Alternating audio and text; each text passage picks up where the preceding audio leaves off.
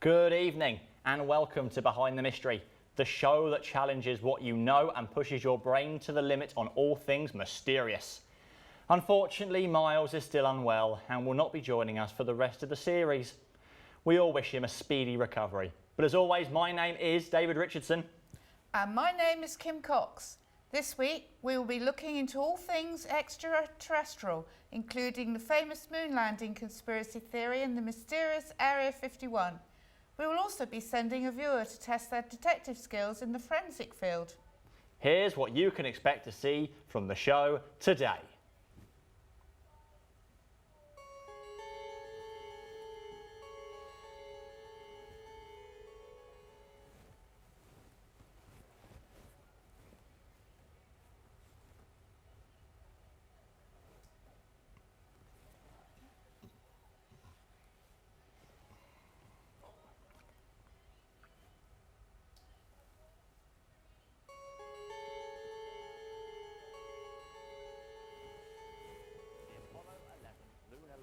Never actually happened. On July the 20th, 1969, three American astronauts, Buzz Aldrin, Neil Armstrong and Michael Collins, piloted the Apollo 11 spacecraft and were the first men to step foot on the surface of the Earth's moon. Armstrong and Aldrin traversed the moon's surface for a whole 21 hours and 36 minutes before returning to lunar orbit, where Collins was aboard an orbiting command module.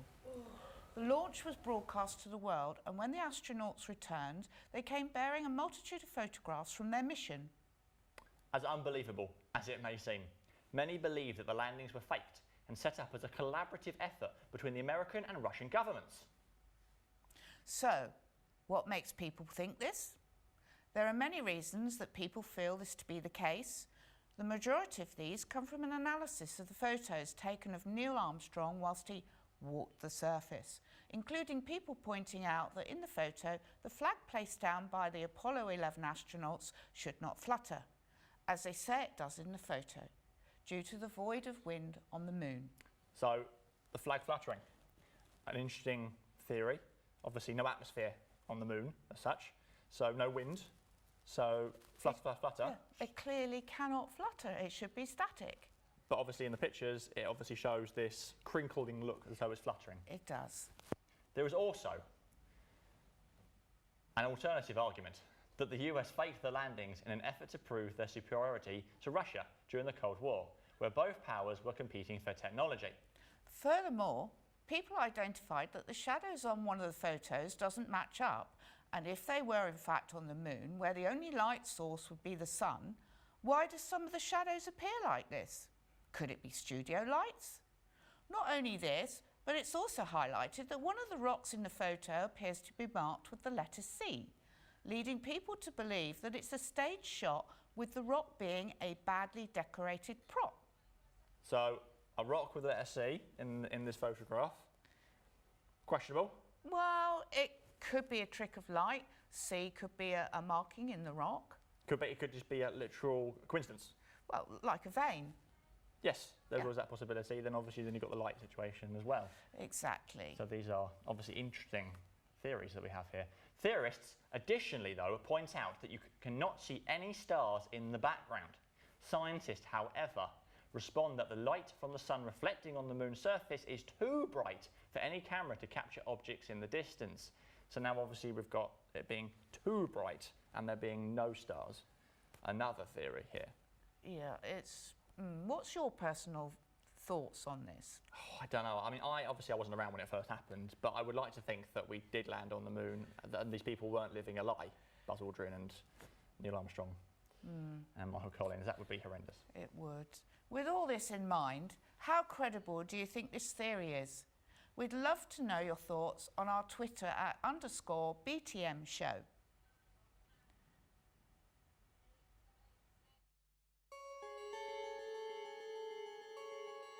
This week, instead of our regular Mandela effect, we're going to talk about a trending topic that has sent people into a frenzy all across the world. In the middle of the barren Nevada desert, there's a dusty, unmarked road that leads to the front gate of Area 51. It's protected by a mere few warning and trespassing signs. Surely there could be no top secret government project going on there? Or is that simply what they want you to think?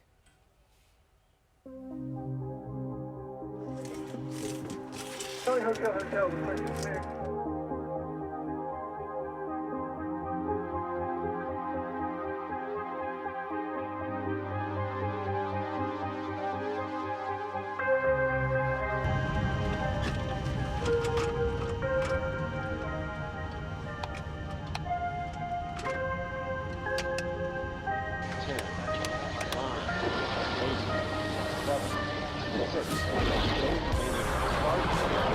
Start, 2, 1, boost ignition, and liftoff of the Space Shuttle Discovery, returning to the space station, paving the way for future missions beyond.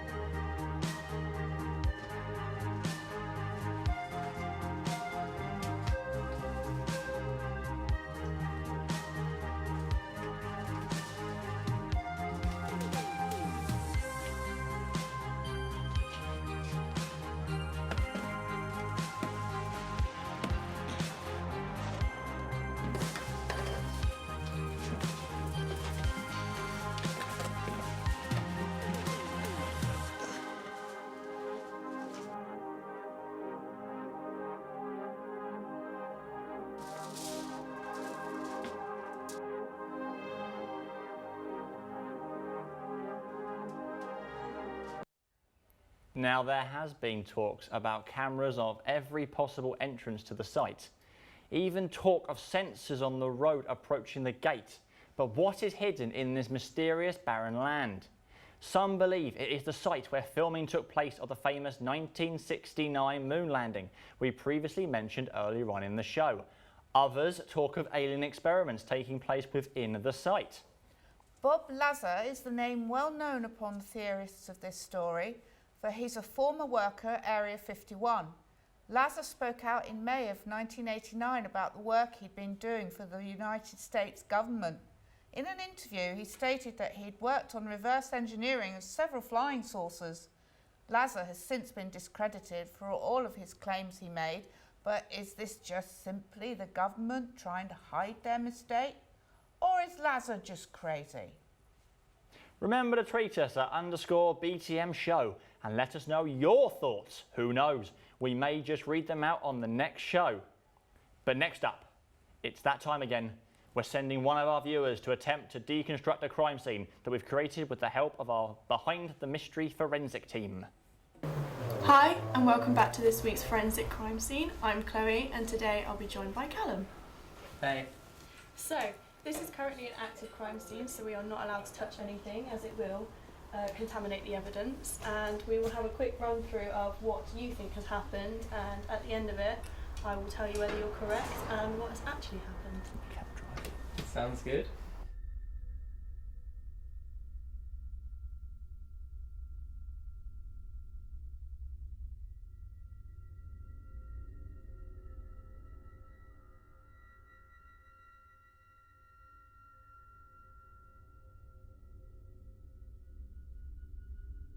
So, what do you think could have possibly happened here? Well, it's obviously a makeshift bed in a garage. There's no proof of who would have been here, but there's only one handcuff. So I don't mean to sound misogynistic, but I assume the victim was a female. So, we can take a closer look at the handcuffs which you described. As you can see, there is a small weight down there. And if you look further behind, there is some links which have held the middle of the handcuffs together. So the victim in this case has managed to smash them, and they must have some form of knowledge of handcuffs because they would have known to break the links rather than the cuff around the hand, and that also could have caused injury to them. So there is a toolbox here. Do you think that could have been used in any way? Yeah, I think they definitely could have tried to use one of the tools to get out, or maybe the suspect was using it as a weapon, torturing the victim. So what do you think actually happened here from start to finish? So I think there's obviously a victim kept here, probably a woman, with just one handcuff, and they used one of the weights, either the small one or the big one, to get out. As you said, with the chains, they got out, and then they tried to use the tools to get out that door, and then they went out with the other door. That's good. So this is actually what happened. The suspect forcibly handcuffed the victim to the pole. As the suspect leaves the room, the victim scans around the room looking for an object to try and break the cuffs. The plate here is evidence that she has been here for some time and he has been feeding her, clearly uncuffing her and recuffing her for different reasons that we are yet to identify. The pattern in which these weights are on the floor shows that the victim firstly tried this door here but couldn't open it and accidentally knocked the weights off the chair. The victim then manages to push open the garage door and crawls out to run away. This then leads the original report to the police by a bystander who saw a woman running hysterically.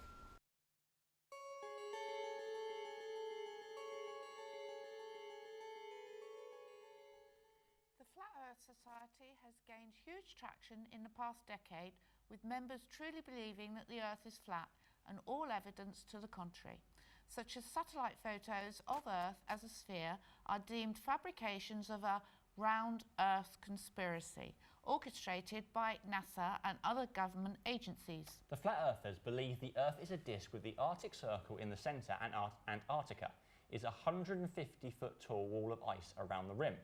They say NASA employees guard this ice wall to prevent people from climbing over and falling off the disk. Earth's day and night cycle is explained by considering that the Sun and Moon are spheres that move in circles 3,000 miles above the plane of the Earth. Like spotlights, these celestial spheres illuminate different portions of the planet in a 24-hour cycle. Flat Earthers believe there must also be an invisible anti-moon that obscures the Moon during lunar eclipses. Furthermore, they say Earth's gravity is an illusion. Objects do not accelerate downward, instead the disk of Earth accelerates upward, driven up by a mysterious force called dark energy. As for what lies underneath the disk of Earth, this is unknown, but most flat earthers believe it is composed of rocks. Joining us today is Matt Ashby to discuss his theories and opinions on the subject. Hi Matt, could you please tell us your thoughts on the conspiracy? You're right. So I'm very on the fence in the fact that I think I go on the theory that if you see it, you can believe it.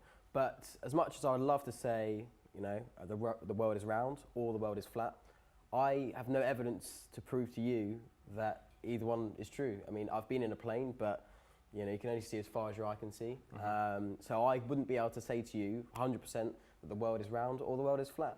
Okay, right, just one second. So this is the bit, Kim, where we like to go to our mystery board. And Yes. start writing. So you'd like to go over the mystery board for us?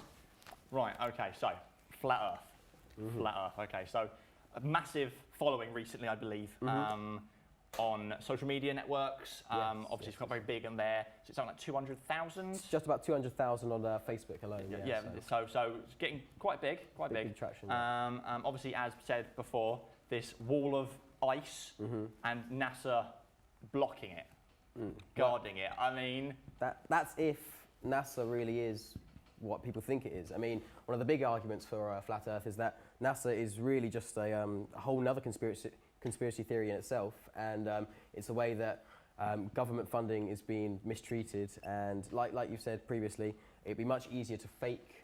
Photoshop's such a technical piece of equipment these days that it's so easy to fake anything that you could get away with fabricating a whole sort of government organisation, keeping all the money. And think about it: if I'm paying you £200,000 a year to keep a secret that that we've been to the moon and things like that, they're all kind of ties together. I think there's a fair big argument. That many people to have to pay off as such for this situation is obviously quite a unbelievable factor, one would say. I mean, obviously we've got the whole idea of sundials, with the way that the sun obviously reflects the shadow and makes the light depending on the time, and that seems to be always right. So without the flat Earth situation, that obviously wouldn't be possible. And then obviously planes flying across the thing. Wow. And now they're saying GPSs are making it so that you not feel like you're going around in circles. I mean, yes and no. I mean, the thing is, even though the idea of flat Earth is a very skeptical one, people that believe that the flat Earth, the Earth is flat, their theories of it being flat might not even be true. I mean, it could still be flat, and they just have the wrong idea of how it all works. Because is that making sense? I mean, yeah. Although it might not be flat, or if it is flat, they might just have the wrong idea of how or why the science behind the moons and whatnot. So what we're saying is the photographs that we have seen that are in schools, universities, colleges, of the moon up in the sky, and then obviously the same with the Earth being up in the sky and it being spherical, are photoshopped. I mean, I'm not saying yes, I'm not saying no. I mean, I don't have the knowledge to disprove it, which is why I would say I'm on the fence at this point. But I think that an idea which has got such a big traction behind it, surely it would have been dismissed 10 years ago if someone said, "Oh, the Earth's flat." You go, "No, it's not." There you go. You would have moved on. But why are people still talking about it? But I mean, this is a conspiracy theory that has been going on for decades, millennia. I mean, we're going back to the time of the... But why is it going on for so long? The Egyptians and stuff, and that's where you sort of, and the Mid-Ages and all those sort of times is when you think, oh, people weren't clever enough, they didn't have the technology, the information, the understanding of the whole flat Earth situation, and then you get people like, Galileo and Aristotle, and people like that who are now saying that the Earth is definitely round, and we're being laughed at, and yet in 2019 we're still having this discussion. Well, I think that people are constantly being disproved, so, I mean, you never know, in 10, 20 years' time, we could have a complete different idea. Maybe. There's always a possibility. Thank you for your time. You're very welcome. Much appreciated. So, I mean, that's where it leaves us, really, doesn't it? I mean, there's not much more to... I mean, the fact that there's such a big following behind it is one of my main reasons why I'm on the fence. And this is the frightening part. About the whole thing. So thank you very much for joining us today, Matt. It was a pleasure to hear your thoughts on the subject. Don't forget to tell us what you guys at home thought. What do you think is happening in Area 51?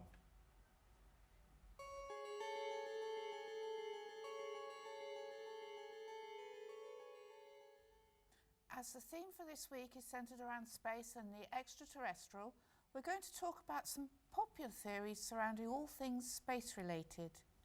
This is including the fantastic story and conspiracy of lizard people, Ceruleans from Alpha Draconis, very much like in the TV series V.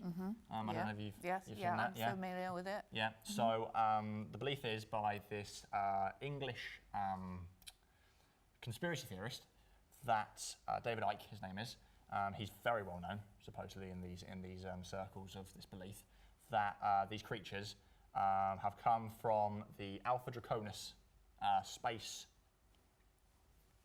nebula, I suppose you would say, to this country, this planet, this Earth, to become us, look like us, but in actual fact, they're actually lizard people.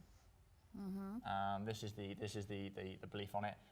Under his belief of it, he's under the understanding that they are tall, and Speaking of tall. and they like to eat blood. Obviously, that's not something you would see on a regular basis, but they look just like me and you. I mean, we could be one. The camera people here could be one. Actually, to be fair, some of the camera could be some of them. It's a pretty scary idea. It is. It's absolutely frightening. Absolutely frightening.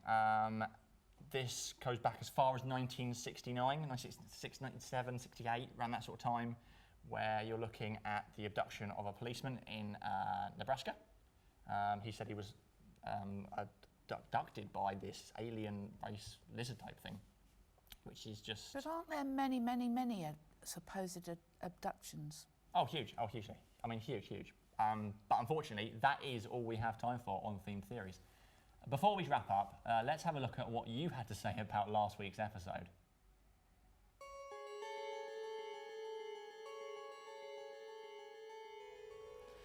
Now in this segment, we give our viewers a chance to showcase their thoughts from our previous episodes on the show. Let's take a look at what you've had to say.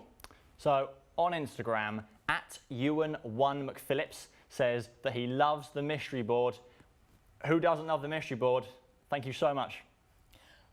On Instagram, @KidsGrills says Donald Trump is a time traveller. Mind blown. This, of course, goes back to the first week. We were looked into Donald and the Trump family being time travellers. The Baron Trump ideas. Brilliant one. I'm glad you liked that. That was good news. Also on Instagram, Ollie Cullimore1 says, I love the tall presenter. Seems like such a nice guy. You are right, Ollie. He is such a nice guy. I have it on good authority. On Instagram, @Charles Straw says, wish I knew what happened to Eliza Lamb. Don't we all? Don't we all? This is last week again. Eliza Lamb, fascinating story, absolutely strange as anything. And on Twitter, @BethMary1 says, is the Earth flat? I don't know. Is it flat? That is a question we all need to be knowing. And lastly, on Twitter, @Carly6154609 says, loving the show, so glad it's back this week. And we are glad that it's back this week. I'm glad that someone's actually turned up with me this week. Is that her number? I'd love to know if that's her number. If that's your number, you can give us a call. Yeah? And those were some amazing tweets and Instagram comments. Thanks, guys. If you want the chance to voice your opinions and theories, then make sure you tweet us your thoughts on this week's show. Unfortunately, that's all we have time for this week. What was your favourite part of the show? Let us know by sharing your thoughts on Twitter, and don't forget to tweet us @_BTM show. And if you can't wait until our next episode, take a look at our Instagram to see some exclusive behind the scenes of the making of the show. Now that's it for today. We will see you for our last show this Friday, where we'll be discussing the Illuminati. And as always, we will bring you a new crime scene to try to investigate. Have a good night, and we'll see you on Friday. Goodbye.